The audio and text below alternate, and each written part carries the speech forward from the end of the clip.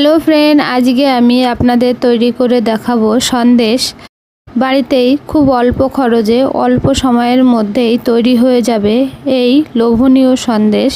রীতা রায়ের রান্নাঘরে আপনাদের সকলকে স্বাগত। সন্দেশ তৈরি করার জন্য আমি এখানে পনির নিয়ে নিয়েছি।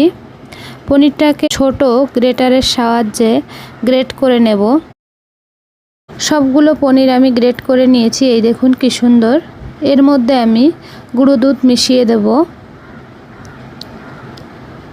গুঁড়ো দুধ মেশানোর পরে আমি চিনিটাকে গুঁড়ো করে নিয়েছি, সেই চিনির গুঁড়োটা এখানে কিছুটা পরিমাণে দিয়ে দেবো। আপনারা যে যেমন মিষ্টি খান সেরকমই দিয়ে দেবেন। আর সুগারের জন্য যদি মিষ্টি না খান তাহলে চিনিটা দেবেন না, গুঁড়ো দুধটাই শুধু দেবেন। এভাবে খুব ভালো করে মেখে নিতে হবে। অন্য একটা পাত্রে আমি দুধ গরম করে নেব। দুধটা হালকা গরম হয়ে গেলে তার মধ্যে আমি পনিরের মিশ্রণটা দিয়ে দেব। পনিরের মিশ্রণটা দেওয়ার পরে আমি খুব ভালো করে এটাকে মিশিয়ে নেব। এবার মিডিয়াম টু লোয়ের দিকে রেখে আমি ওটাকে গরম করব। অন্যদিকে একটা পাত্রে আমি ঘি লাগিয়ে নেব।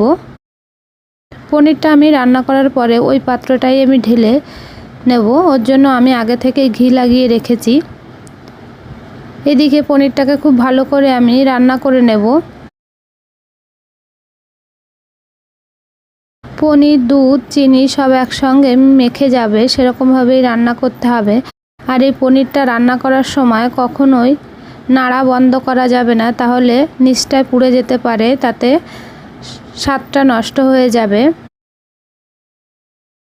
একটু সময় ধরে এটাকে নাড়তে হবে আর খুব ভালো করে এটাকে রান্না করতে হবে। দুধটা যেই শুকিয়ে শুকিয়ে আসবে তখনই আমি যে পাত্রে ঘি লাগিয়ে রেখেছিলাম সেই পাত্রে এটাকে ঢেলে নেব। আমার প্রায় হয়ে এসেছে, আপনারা দেখেই বুঝতে পাচ্ছেন দুধের পরিমাণটা কতটা কমে গেছে।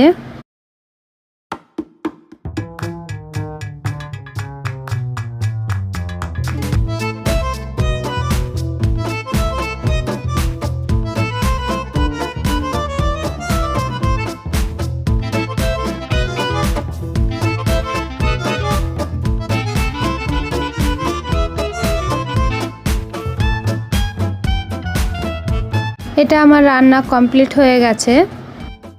এই দেখুন, আপনাদের দেখে বুঝতে হবে আমি কেমন রান্না করে নিয়েছি। আমি সঙ্গে সঙ্গেই কড়াই থেকে যে পাত্রে ঘি লাগিয়ে রেখেছিলাম তার মধ্যে এটাকে দিয়ে দেব। দিয়ে ভালো করে সেট হতে দেব এটাকে।